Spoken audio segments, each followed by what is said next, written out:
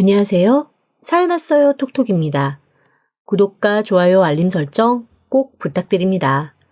그럼 오늘의 이야기 시작해 보겠습니다. 외로워도 슬퍼도 나는 안 울어. 참고 또 참지 울긴 왜 울어.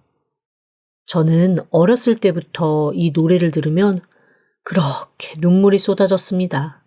어린 마음에도 그냥 이게 왠지 제 노래 같아서 제가 불러야만 하는 주제곡 같아서 그렇게 서러움이 밀려오고 또 밀려오더라고요.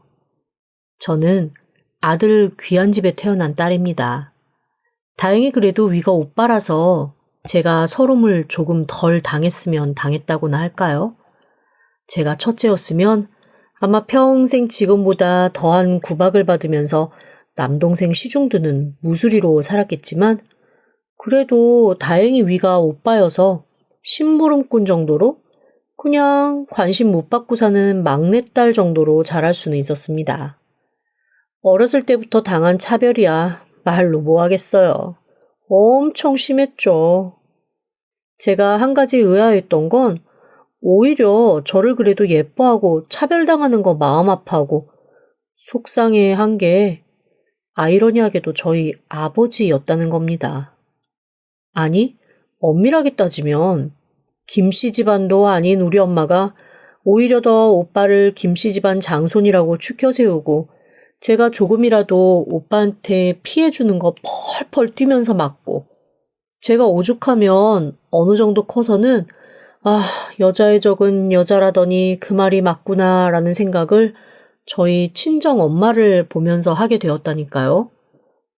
그런데 더 자라서 제가 어른이 되고 나니 엄마의 그 마음도 이해가 안 되는 건 아니더라고요. 오빠가 태어나기 전에 그 위로 언니 둘이 있었대요. 그런데 모두 태어나서 얼마 지나지 않아 병으로 세상을 떠났다고 했습니다.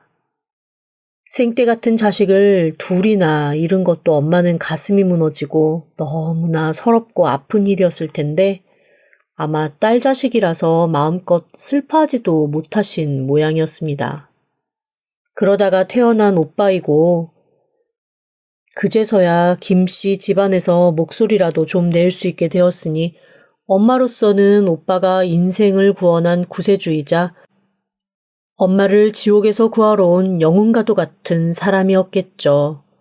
아마도 제가 아들로 태어났으면 엄마는 명실상부 이 김씨 집안의 가장 독보적인 권력자로 자리 잡으셨을 거예요. 제가 아들이길 바라며 임신 초기부터 끝도 없이 아들을 낳게 해준다는 용하다는 절과 온갖 종교단체는 다 찾아다니셨다고 하더라고요. 그래서 산부인과에서 저희 오빠한테 아주 예쁜 여동생이 나오겠네 축하해 라고 했을 때 저희 엄마 그 자리에 앉아서 다리 뻗고 대성통곡을 하셨다고 했습니다. 오죽하면 산부인과 의사 선생님이 당황해서 아니 아들 하나에 딸 하나면 요즘에 가장 완벽한 조합인데 왜 그렇게 우시냐고 엄마를 다독이고 식구들한테 혹시 이상한 짓 하지 않게 잘 지켜보라는 신신당부를 할 정도로 저희 엄마 진짜 엄청 서럽게 우셨대요. 그렇게 저는 저희 엄마의 서러움을 자양분 삼아 태어난 그저 서러운 딸이었습니다. 그런데 아들 하는 집에 태어난 딸이었지만 오빠와 6살 차이 빵긋빵긋 웃는 막둥이가 저희 아버지는 몹시 예쁘고 사랑스러우셨던 모양이에요. 어렸을 때 기억에 할머니나 할아버지는 제가 안중에도 없었고 엄마한테는 늘 구박받는 구박덩이였고 오빠한테는 샌드백 아니면 뭔가 궁금한 게 있을 때 저를 가지고 실험하는 마루타 같은 느낌이었다면 그래도 저희 아버지는 저를 안고 이런저런 옛날 얘기도 해주시고 책도 읽어주시고 저를 업고 동네 한 바퀴 산책해주시는 그런 분이었습니다. 그나마 아버지 사랑과 관심이 있었으니 제가 부모의 사랑을 알고 자랐지 그렇지 않았으면 저는 부모 사랑 같은 거 모르고 아마 그냥 외롭고 쓸쓸하게 자랐을 거예요. 아이러니하게도 저희 엄마가 너무나도 싫어하는 고모들은 그래도 자기네들이 서럽게 자란 기억이 있어서였는지 저한테만은 오히려 잘해주셨습니다. 오빠는 자칫 잘못 건드렸다가는 괜히 한 소리 듣는 존재지만 저는 그래도 예뻐해주면 싫은 소리는 안 듣고 꼭 냉정하게 구박을 해도 미운 소리 안 듣는 편안한 존재였던 거죠. 그렇게 불균형한 어린 시절을 보내고 저는 생애 처음으로 엄마 아빠한테 큰 반항을 하며 처음이자 마지막 일탈을 했습니다. 바로 대학을 가는 거였어요. 제가 대학을 가야 될 딱 그 시점에 저희 오빠가 뭐에 바람이 들었는지 군대 갔다 와서 유학을 가겠다고 있는 대로 난리 생떼를 부렸거든요. 그것도 어디서 주워들었는지 미국, 캐나다 이런 데도 아니고 프랑스 파리로 영화 공부를 하러 가겠다고 하는 겁니다. 어린 제가 듣기에도 딱 겉멋들어서 무슨 이상한 영화나 다큐멘터리 보고 허파에 바람 들어서 하는 소리인 것 같았는데 저희 집에서는 전혀 다르게 받아들이더라고요. 어쩐지 어렸을 때부터 예술적 감각이 뛰어나더니 이게 다 영화 감독이 되려고 그랬나 보다라는 얘기와 함께 그래도 귀한 집 자손을 어떻게 외국으로 혼자 보내겠냐며 온 집안은 난리가 났습니다. 제가 볼 때는 그냥 파리에서 유학 핑계로 그냥 조금 자유롭게 놀다 들어오고 싶은 것 뿐이었던 것 같은데 집에서는 아주 한 걱정 시작이 된 거죠. 유학비가 만만치 않게 들 것 같았으니까요. 결국 엄마는 너무나 당연하게 네 오빠가 유학을 가야 되니 너는 대학도 포기하고 그냥 공장에서 일하면서 오빠 뒷바라지 하라는 얘기를 자연스럽게 하시더라고요. 아무리 반항을 해봐도 소용이 없었습니다. 오죽하면 그때 당시에는 합격 통지서가 집으로 우편으로 날아오기도 하고 전화로 오기도 했는데 엄마가 혹시 우편물로 날아오는 합격 통지서를 족족 찢어버릴까 제가 우체국 앞에 줄을 서서 대신 받기까지 했으니까요. 결국 저는 두 고모의 도움으로 간신히 첫 학기 학비와 가서 딱 한 달 머물 방세를 얻어들고 야반도주하듯 집을 나오고 말았습니다. 어느 학교에 입학했는지도 말하지 않았어요. 그저 쌩하게 도망갔을 뿐이었죠. 그렇게 반년 정도 집과의 인연을 끊고 학교 생활을 하고 있는데 어느 날 학교 앞에 아버지가 서 계시더라고요. 순간 다리가 얼어붙었습니다. 이대로 집으로 끌려가면 어떡하나, 끌려가서 공장 다니면 어떡하나, 지금이라도 아버지를 못 본 척 도망가야 되나 온갖 생각을 다 하고 있는데 그런 생각을 하고 있다는 걸 알아채기라도 한 듯 아버지가 빠른 걸음으로 다가오셔서 저를 꼭 끌어안고 이렇게 말씀하시는 겁니다. 아이고 이 녀석아, 네 아버지가 너 찾아 안 다닌 학교가 없었다. 그래도 어떻게 네 고모가 슬그머니 귀뜸해줘서 네 엄마 몰래 왔어. 얼마나 고생이 많았냐. 아버지한테는 얘기를 좀 하지 그랬어. 어? 아버지 그렇게 못 믿어? 아버지 죄송해요. 근데 나 진짜 학교 너무 다니고 싶었어요. 알지. 그런데 자식이 공부하겠다는데 안 도와줄 애비가 어딨냐. 네 엄마가 그렇게 얘기했어도 아버지는 너 학교 보내려고 했다. 한 번만 논의하지 그랬어. 네 고모도 아주 나한테 혼쭐 났다. 아니, 이 험한 세상에 여자 조카애를 어디 사는지 어느 학교에 갔는지 알아보지도 않고 덥석 돈 달라고 돈만 줘서 내보내는 고모가 세상에 어딨어. 아버지, 고모한테 너무 뭐라고 하지 말아요. 그래도 고모 덕에 저 학교도 오고 다 한 거예요. 알아. 그러니까 내가 이렇게 너 어디 있는지 얼추 듣고 온 거 아니냐. 그래도 네 고모가 네가 신촌 언저리에서 집 구하는 것 같다라고 슬그머니 알려줘서 신촌 일대 학교라는 학교는 내가 앞문에서 한 달, 뒷문에서 한 달 그렇게 서성이며 너를 내가 찾았다. 우리 딸내미 이렇게 좋은 학교 다니면서 아버지한테 말도 못하고 자랑도 못하고 얼마나 속상했어? 그 얘기를 듣는데 갑자기 눈물이 왈칵 쏟아졌습니다. 저 진짜로 그랬거든요. 남들은 좋은 학교 다닌다고 부모님이 동네 잔치도 하고 여기저기 자랑도 한다는데 저는 그런 것도 없이 정말 몰래 누가 나를 잡으러 올까봐 두려워하며 학교 다니는 것 자체가 너무 서러웠던 시간이었으니까요. 아버지의 그 말씀 하나로 저는 모든 게 다 풀리는 느낌이었습니다. 아버지는 그날 저에게 두둑한 돈 봉투를 하나 내미셨습니다. 이거는 엄마도 모르고 오빠도 모른다면서 아버지가 너 믿고 주는 거니까 학교 졸업할 때까지 이 돈 가지고 학비도 하고 만약에 장학금 받아서 학비를 절약할 수 있으면 이걸로 앞으로 사는데 도움될 수 있게끔 잘 모아두라고 하시더라고요. 당시로서는 정말 큰 돈이었던 1,000만 원을 저에게 쓱 밀어 넣어 주셨습니다. 그 당시에 1,000만 원이면 작은 아파트 한 채도 살 수 있을 돈이었거든요. 아마도 아버지가 평생 모으신 쌈짓돈 중의 일부거나 아니면 가지고 있던 땅 중에 일부를 파신 게 아닌가 싶었습니다. 어쨌건 아빠도 5대 종손이고 제가 모르는 문중 재산이며 집안 재산이 조금은 있으셨던 걸로 알고 있으니까요. 저희가 대대손손 여자 자손들한테는 뭔가 물려주는 게 거의 없고 아버지 때서부터인가 고모들이 간신히 작은 땅덩이 하나 정도 상속받는 수준이었거든요. 대부분 아들에게 재산이 가는 그런 집안이거든요. 어쨌건 그러니 저에게 뭔가 도움을 줄 수 있는 방법은 이거밖에 없다고 생각하신 아버지가 저한테 그 큰 돈을 슬그머니 내밀어 주신 겁니다. 저는 그 돈을 받고 정말 펑펑 울었어요.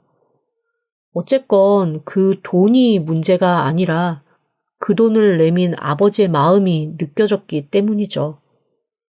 그렇게 아버지는 저한테 돈을 내밀어 주고는 슬그머니 집으로 돌아가셔서 그 이후로는 제가 먼저 연락하기 전에는 먼저 연락을 하지 않으셨습니다. 저한테 그러셨거든요. 네 엄마 알아봐야 또 이거 저거 시끄러워 만진다. 안 그래도 네 오빠가 프랑스에서 학교도 졸업 못하고 이거 했다 저거 했다 돈만 신나게 가져가는 바람에 지금 네 엄마 입지도 영 곤란해. 온 집안에서 아들 망쳤다고 한마디씩 하는 바람에 스트레스가 이만저만이 아니다. 그런데 상대적으로 네가 이렇게 좋은 학교 근실하게 잘 다니고 있다는 얘기 들으면 아이고 네 엄마 성질에 어쨌거나 너한테도 좋은 얘기 안 나올 테니 나는 여기서 너 만났다는 거 네 엄마한테 얘기 안 할 거다. 그러니 너도 네 마음에 괜찮으면 엄마한테 연락 한번 하고 아니면 그냥 조용히 학교 다녀. 아버지는 그냥 무소식이 희소식이다라고 생각하고 살 테니까 가끔 아버지 궁금하면 고모한테 연락해서 아버지 안부나 한 번씩 들어. 알았지? 저는 그때 아빠의 진짜 큰 사랑을 느낄 수 있었습니다. 사실 그 전까지만 해도 아빠가 저를 방치하고 있다라는 생각을 했었거든요. 그런데 아빠가 한 거는 방치가 아니라 그냥 무관심함으로 엄마에게서 저를 보호한 것이기도 하더라고요. 아버지의 말에 알겠노라 고개를 끄덕이고 저는 그 이후로 고모를 통해 조금씩 아버지의 소식을 알고 한두 번씩은 밖에서 아버지와 만나 개인적인 시간도 가졌습니다. 그때마다 부쩍 늙어버린 것 같은 아버지가 마음에 쓰이고 속상하기도 했지만 아버지는 세월이 가는 걸 어쩌겠냐며 너희가 크는 만큼 아버지가 늙는 건 당연하다고 웃으시더라고요. 그렇게 저는 악착같이 일하고 공부하고 학교를 졸업했습니다. 그리고 감사하게도 학교 졸업 후에 교수님의 추천으로 누구나 들으면 알 법한 좋은 회사에 진짜 좋은 조건으로 취직을 하게 됐어요. 제 동기 70명 중에 가장 좋은 조건이었습니다. 다들 저한테 그렇게 악착같이 공부하더니 아주 크게 성공했다고 다 같이 박수를 쳐줄 정도였어요. 저도 사실은 그 정도로 제가 괜찮은 회사에 취직할 거라고는 생각을 못했는데 정말 교수님이 잘 봐주신 덕이었죠. 아버지도 제가 취직을 하고 어느 정도의 연봉을 받는다는 얘기를 들으시더니 세상에 함께 커피를 마시던 곳에서 벌떡 일어나 갑자기 막 박수를 치시는 거예요. 평소 다소 무뚝뚝하다고 느낄 정도로 감정 표현이 크지 않았던 아버지로서는 정말로 평생 처음 보는 모습이었습니다. 그리고 그 당시에 그 안에 커피집 안에 손님이 한 20몇 명 정도 있었거든요. 갑자기 그 사람들한테 이렇게 말씀하시는 겁니다. 우리 딸이 졸업하고 아주 좋은 회사에 취직을 했대요. 오늘 여기 계신 분들한테 제가 커피 한 잔씩 다 쏩니다. 그리고는 정말로 거기 있는 모두에게 커피를 사셨습니다. 그리고 그게 아버지와 저의 마지막 추억이었어요. 그로부터 얼마 뒤 저는 고모로부터 다급한 전화를 받았습니다. 아버지가 갑자기 심장마비로 쓰러지셔서 지금 사경을 헤매고 계시다는 거였어요. 아마도 병원에서 며칠을 버티지 못할 것 같다고 해서 프랑스에 있는 오빠도 부랴부랴 오고 있는 중이라며 너도 와서 아버지 임종은 봐야 되지 않냐고 하시더라고요. 너무나 놀라서 정말 몇 년 만에 집으로 갔습니다. 엄마는 저를 보고도 썩 반기는 얼굴이 아니라 떨떠름하게 쳐다보시더라고요. 마치 혼자만 잘 살려고 뛰어나간 네가 무슨 낯짝으로 여기를 왔냐라는 식으로 한숨 한번 푹 쉬고 아이고 얼굴 보니 팔자는 좋아 보이네 라는 말이 엄마가 제게 한 말의 전부였습니다. 오죽하면 고모가 그런 엄마를 싹 노려보면서 그러시더라고요. 하여간 사람 참 본새 없어. 어쩜 지 자식한테도 저렇게 냉정하게 말을 할꼬. 아휴 우리 오빠만 불쌍하지. 평생 얼마나 저 쌀쌀맞은 여자 때문에 외롭게 살았을 거야. 그런 말을 대놓고 할 정도였어요. 제가 엄마 딸이니 시누이인 고모가 엄마에게 그렇게 말을 하면 당연히 고모가 밉고 엄마 편을 들어주는 게 맞겠지만 제 사정으로서는 고모 편을 들지 엄마 편은 별로 들어주고 싶지 않더라고요. 그리고 엄마 입장에서는 그런 제가 더 얄미웠겠죠. 그래도 자기 딸인데 지 엄마가 그런 소리 듣는 거 빤히 보고 있으면서도 한마디도 하지 않았으니까요. 그렇게 저와 엄마의 골이 깊어가던 그때 허둥지둥 대성통곡하는 소리와 함께 오빠가 뛰어들어왔습니다. 세상에, 그런데 그 꼴이 아주 가관이었습니다. 찢어진 가죽 바지, 가죽 잠바에 머리는 노랗고 빨갛게 물들어 하나로 질끈 묶고 비행기 안에서 공짜로 주는 술을 얼마나 처마셨는지 술 냄새가 풀풀 풍기는 모습으로 입으로만 아이고 아버지 하며 엉엉 울고 들어오는데 정말 기도 안 막히더라고요. 그런데 엄마는 그런 오빠를 보며 세상 천지 단장이 끊어질 것 같은 목소리로 허둥지둥 오빠에게 다가가 그렇게 오빠를 붙들고 울기 시작하셨습니다. 마치 엄마의 서러움을 알아주는 사람은 너밖에 없고 네가 왔으니 엄마는 다 됐다는 그런 느낌이었죠. 오히려 고모들은 세상에 저 꼬라지가 뭐냐며 우리 오빠 쓰러져서 저 꼴 안 보는 게 오히려 다행이라며 수군수군 하셨고요. 저 역시 아니 아무리 아버지가 쓰러지셨다는 얘기를 듣고 정신없이 온다고 해도 적어도 옷하고 머리 꼬라지는 좀 살피고 올 수 있지 않았나라는 생각이 들 정도로 오빠의 모습은 엉망진창이었습니다. 하지만 오빠한테 저는 안중에도 없었죠. 그리고 아버지 역시 오빠의 안중에는 없었다는 것이 며칠 뒤 아버지가 돌아가신 후 밝혀졌습니다. 아버지가 돌아가시고 장례까지 다 치른 후 오빠의 본색이 바로 드러났거든요. 장례 치르고 집에 돌아와 딱 숨 돌리자마자 오빠가 온 식구를 불러다 앉혀놓고 아주 근엄한 척 이렇게 얘기하더라고요.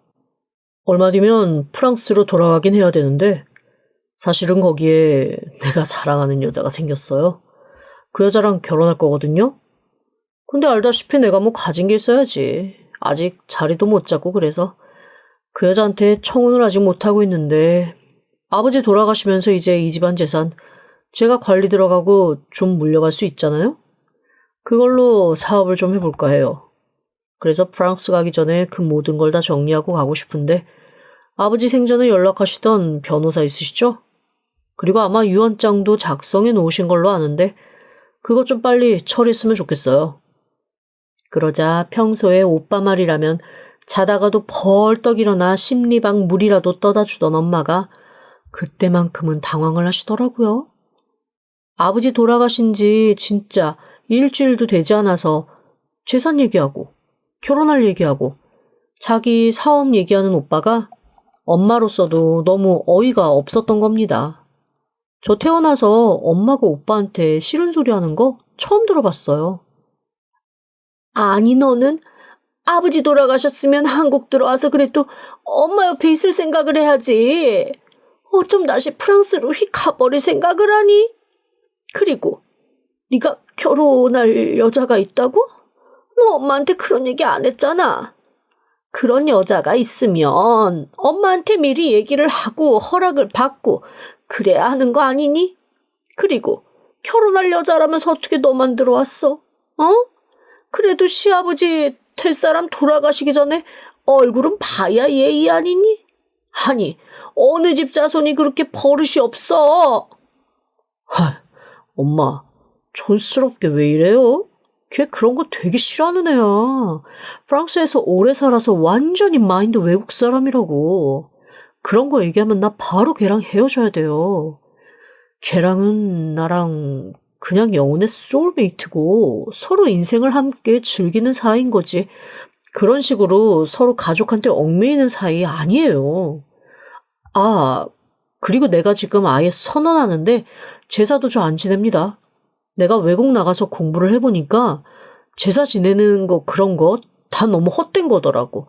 그 어차피 조상 덕 보는 애들은 명절 때 외국 나가서 놀아요. 그게 조상 덕 보는 거라고. 조상 덕 못 보는 불쌍한 중생들만 열심히 조상 제사 챙기고 그러더라니까. 나는 그렇게 가치 없게 살고 싶지 않아요. 그러자 거기서는 엄마도 기절초풍하게 놀라면서 오빠한테 큰 소리를 내시더라고요. 그러면서 이렇게 말씀하셨습니다. 아니, 장손 의무를 다 하지 않을 거면서 아버지 재산은 왜 탐내? 아버지 재산은 장손의 의무를 다 하는 사람이 가져가는 거지. 그저 아들이라고 가져가는 게 아니다. 너 그런 소리 할 거면 당장 다 그만둬. 그러자 오빠가 피식 웃으며 엄마에게 이렇게 얘기하더라고요.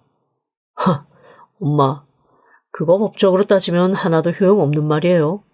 어쨌건 우리 아버지 장소는 나고 아버지 유언장에 내 앞으로 남겨져 있는 거는 엄마가 다리 뻗고 누워서 반대를 해도 내 거니까 처음부터 아예 힘 뺄 생각하지 말아요. 그리고 엄마가 오래 살겠어요? 내가 오래 살겠어요? 어차피 엄마 마음대로 되는 건 없으니까 지금부터 괜히 저랑 힘겨루게 할 생각하지 마시고 그나마 하나 있는 아들을 잃고 싶지 않으시면 그런 말씀하지 마세요. 옆에 있던 고모들이 거의 기절할 것 같은 표정이 되었습니다. 엄마도 마찬가지였죠. 엄마로서는 뭐랄까 평생 믿고 의지하고 종교 같았던 아들이 엄마 뒤통수를 완전 후려친 거나 다름이 없었으니까요. 하지만 그거를 티를 내는 순간 엄마의 지난 모든 삶이 부정당할 것 같으니 아무 말도 못하고 얼굴이 하얗게 된 채 멍하게 계시더라고요. 오빠는 아예 작정하고 변호사한테 연락을 해서 재산 분할에 대한 이야기를 물어봤습니다. 그러자 변호사가 안 그래도 아버지가 다 정리를 해놓고 가셨다며 오빠에게는 건물 하나, 그리고 나머지는 다 문중재산으로 다시 돌려놓고 저한테는 시골에 있는 작은 땅을 하나 남기셨다고 그렇게 얘기를 하더라고요. 사실 저는 그런 땅이 있는 줄도 몰랐습니다. 처음 듣는 얘기였거든요. 그런데 오빠가 딱 주소를 보더니 막 비웃는 거 있죠? 무슨 면 무슨 리로 들어가는 엄청 깊숙한 땅인 것 같더라고요. 오빠가 저한테 아버지가 그래도 너 키울 때 예뻐하시더니 어디 가서 편안하게 마음이나 다스리고 살라고 땅을 주신 모양이라고 저한테 쿨하게 그 땅을 또 넘기더라고요. 그리고는 정말로 몇 달 안가 모든 재산 싹 정리해서 건물 팔고 현금으로 만들더니 3층짜리 작은 꼬마 빌딩 하나를 사서 그것만 남기고는 나머지는 다 들고 다시 프랑스로 가고 말았습니다. 말이 꼬마 빌딩이지 월세 100 조금 넘게 나오는 그냥 작고 낡은 건물이었습니다. 엄마는 아빠가 남겨주신 아주 작은 집 하나, 그리고 연금처럼 월세 나오는 오피스텔 작은 평수 하나 그렇게만 남았죠. 하지만 엄마는 자기 손에 재산이 얼마 안 남았다는 것보다는 아들이 그런 식으로 자기를 놓고 휙 가버렸다는 거에 훨씬 큰 충격을 받으신 듯 했습니다. 나중에 고모들한테 들었더니 엄마가 우리 아들 덕에 노년은 프랑스에서 파리쟁처럼 살게 될 것 같다고 입만 열면 자랑을 하며 혼자 문화센터 가서 프랑스어도 배우고 막 그러셨대요. 오빠가 당연히 엄마를 모시고 살 거라고 생각을 한 거죠. 하지만 결혼할 여자 있다는 말만 하고 휙 프랑스로 간 오빠는 결혼할 여자는커녕 본인 스스로도 연락을 끊고 도통 한국과는 연락을 끊은 채 살고 있었습니다. 그렇게 1년 반쯤 지났을 때 일입니다. 그동안 저는 아버지가 물려주신 그 땅과 사랑에 빠지고 말았습니다. 풍경이 엄청나게 좋더라고요. 나중에 정말 다 힘들어지면 여기 내려와서 작은 집 하나 짓고 고즈넉하게 살면 되겠다라는 생각을 하며 농막 하나 짓고 차분히 그 동네 분들과 교류하면서 오도이촌 생활을 했습니다. 주말에는 그곳에 가서 생활을 하고 평일에는 다시 서울로 와서 제 직장 생활을 하는 삶을 살며 행복했죠. 그동안 그 동네 주민분들하고도 친해져서 어쩌다 보니 오빠 얘기도 하게 되고 다들 분노하며 뭐 그런 놈의 아들이 있냐고 같이 욕도 해주시고 어쨌거나 저한테는 친엄마, 친형제, 친자매보다 훨씬 더 마음의 위안이 되는 분들이었어요. 그러면서 저한테 슬그머니 이런 얘기를 해주시더라고요. 혹시 조금 어려운 경제 상황이 발생하더라도 이 땅은 후딱 팔아넘기고 그럴 생각은 하지 마. 이거 아버지가 생각보다 자기한테 알토란 같은데 남겨주신 걸 수도 있거든. 그게 무슨 말씀이세요? 아유, 그냥 어른 말 들어. 땅은 훅 팔고 훅 넘기고 그러는 거 아니라는 말이야. 그런 말을 들으면서도 저는 무심히 어차피 팔 생각이 없다며 웃어넘겼습니다. 정말 이 땅이 좋았거든요. 시세는 고작 10수년 전 1,000만 원에서 크게 오르지 않아 가치를 따질 수는 없었지만 땅을 사랑하게 되었으니 그런 건 아무것도 상관이 없었죠. 그런데 그랬던 제 마음을 흔드는 일이 하나 생겼습니다. 바로 갑자기 한국에 들어온 오빠의 제안이었어요. 오빠가 뜬금없이 프랑스에서 돌아와서 갑자기 개과천선한 것처럼 저한테 이렇게 얘기하는 겁니다. 내가 그때는 사실 결혼할 여자를 잡고 싶어서 돈이 너무 급했거든. 그래서 네가 상대적으로 굉장히 적게 받은 걸 알면서도 내가 그냥 갈 수밖에 없었다. 이거 꼬마 빌딩에서 나오는 월세 100만 원 그냥 앞으로 쭉 너한테 줄 테니까 대신 네 땅 명의를 나한테 좀 옮겨줘. 앞으로 평생 여기서 월세 100씩 매달 나오고 그 땅은 너 그때 당시 아버지 지금도 시세가 1,000만 원밖에 안 되는데 100씩 10달이면 땅값은 빠지잖아. 나중에 꼬마 빌딩 명의도 네가 원하면 바꿔줄게. 순간 너무 당황했습니다. 이 인간이 이럴 인간이 아닌데 나한테 왜 이러지 하는 생각이 들었는데 오빠가 너무나 간절한 얼굴로 저한테 그렇게 얘기하면서 눈물을 글썽이며 이렇게 말하는 겁니다. 그리고 이제 엄마도 나이 드셨는데 이렇게 서울에서 언제까지나 고달프게 사실 수 없잖아. 내가 그냥 거기에 작은 집 하나 짓고 엄마 모시고 사려고. 시골 생활하면서 엄마 모시고 지금이라도 효도하고 싶어서 그래. 그러자 옆에서 또 엄마가 눈물을 글썽이며 드디어 우리 아들이 정신을 차렸다고 역시 내 아들이라며 그렇게 좋아하시고 저한테 너 이런 오빠 어딨냐고 한마디 하시더라고요. 오빠한테 빨리 딱 넘기고 너는 그 꼬마 빌딩에서 월세 받아서 편하게 살라는 겁니다. 그런데 뭔가 좀 이상한 거예요. 저희 오빠가 저한테 그럴 인간이 아니거든요. 그런데 엄마도 계속 저를 들쑤시고 고모들도 그 땅 아버지가 진짜 십수년 전에 약간 정신 나가서 홀리듯이 산 땅인데 지금 10여 년 동안 돈이 1원도 안 오른 그런 땅이니 이참에 너희 오빠 살짝 눈 돌았을 때 그냥 넘겨버리고 서울에 있는 건물 받아서 편하게 살라고 하니까 흔들리더라고요. 평소 저를 예뻐해주는 고모들도 그렇게 얘기하고 오빠도 어쩐지 정신 차린 것 같기도 하고 그래서 살짝 마음이 흔들렸습니다. 그래서 평소 저를 예뻐해주던 동네 사람들한테 가서 그 얘기를 했죠. 그랬더니 갑자기 펄펄 뛰면서 그 오빠 진짜 나쁜 오빠라고 세상에 어디서 정보를 알아서 이런 짓을 하냐고 다들 난리가 난 거예요. 왜 그런가 했더니 세상에 깜짝 놀랄 일이 있었습니다.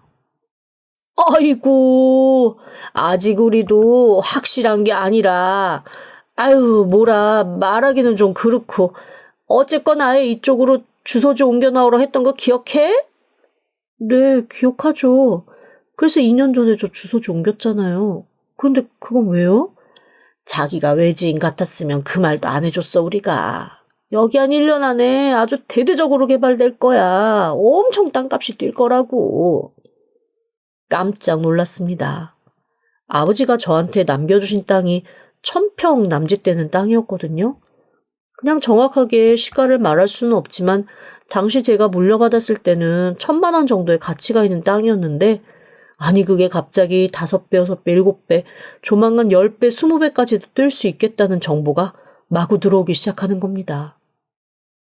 그제야 동네 사람들이 빙긋 웃으며 저한테 얘기를 해주더라고요.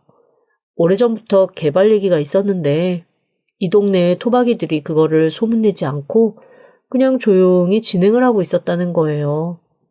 외지인들이 개발붐 타고 들어와 갑자기 손대기 시작하면 너무나 정신없을 것 같아서 모두가 쉬쉬했다고 하더라고요. 어쩌다 그 일을 알게 된 오빠가 호의를 베푸는 척 그 땅을 홀랑 먹으려고 한 겁니다. 결국 끝까지 저를 이용해 먹겠다는 그 심상이 너무너무 꼴보기 싫은 거예요. 그래서 오빠한테 어떻게 하든 한 방 먹이고 싶었습니다.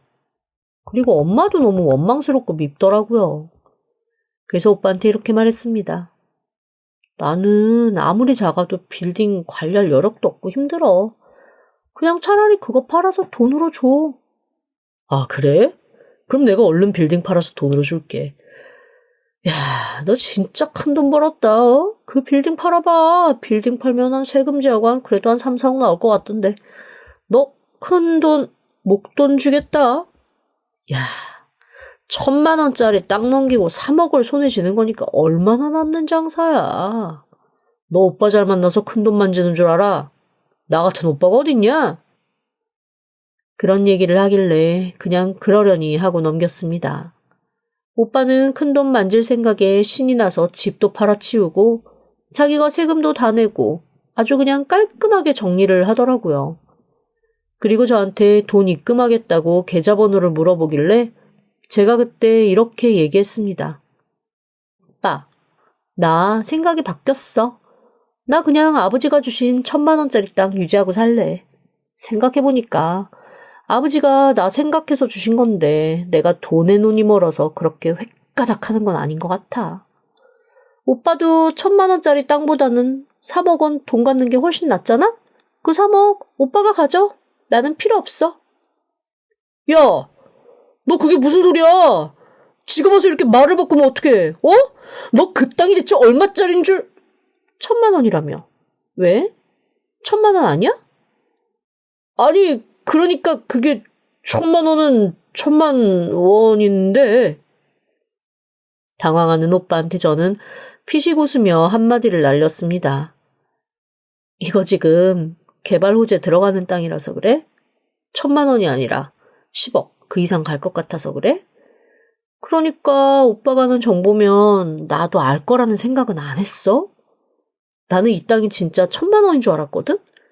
근데 오빠가 그러니까 궁금해지더라고. 그래서 알아보니까 이게 1,000만 원짜리가 아니었네? 고마워, 오빠. 덕분에 나는 나한테 얼마만큼의 재산이 있는지 아주 잘 알게 됐어. 다 오빠 덕분이야. 오빠 말대로 정말 오빠 덕에 큰 거 잘 알게 되었네. 안 그랬으면 모르고 그냥 살았을 텐데. 오빠는 그 3억 가지고 엄마 모시고 살 1,000만 원짜리 땅 한번 잘 알아봐. 1,000만 원짜리 땅에서 열심히 농사 지으면 엄마랑 둘이 행복하게 살 수 있을 거야. 오빠가 난리를 쳤지만 저는 전화를 딱 끊고 차단을 걸어버렸습니다. 이후에 엄마한테도 미친 듯이 전화가 왔지만 받지 않았어요. 나중에 고모한테 한 가지 얘기를 전해들었습니다. 오빠가 야반 도주하듯 엄마 폐물까지 싹 훔쳐서 달아났다고 하더라고요. 엄마는 그거에 너무 충격을 받아서 알아누우셨고요. 그 얘기를 듣고 마음 한편이 좀 짠하기는 했지만 엄마가 저한테 정식으로 사과를 하기 전까지는 저는 사실 엄마를 도울 생각은 없습니다. 알고 보니 오빠께 빠져서 엄마 앞으로 있던 월세 받던 오피스텔도 다 팔아가지고 오빠한테 주고 엄마는 정말로 오빠와 함께 행복한 프랑스 삶을 살 거라고 굳게 믿으셨던 모양이더라고요. 지금은 얼마 남지 않은 재산으로 그냥 하루하루 눈물바람 하면서 살고 계신다네요. 그 얘기를 들으니 또 마음이 좋지는 않아서 조만간 그래도 엄마가 좀 편히 들어가서 사실 집 하나는 구해볼 생각입니다. 물론 제 명의로 된 집이에요. 엄마 명의로 했다가는 바로 오빠한테 들어갈 게 뻔하니까요. 어쨌건 저는 아빠가 남겨주신 그 땅이 아주 폭등을 하는 바람에 앞으로의 인생 아주 편하게 살게 되었습니다. 아빠한테 많이 감사해요. 그리고 하늘나라에서 아빠가 걱정하지 않으시도록 열심히 행복하게 잘 살아보려고요. 지금까지 들어주셔서 감사합니다. 구독과 좋아요, 알림 설정은 사연 왔어요 톡톡에게 큰 힘이 됩니다. 지금 바로 구독 부탁드립니다. 그럼 다음 사연으로 또 찾아오겠습니다. 감사합니다.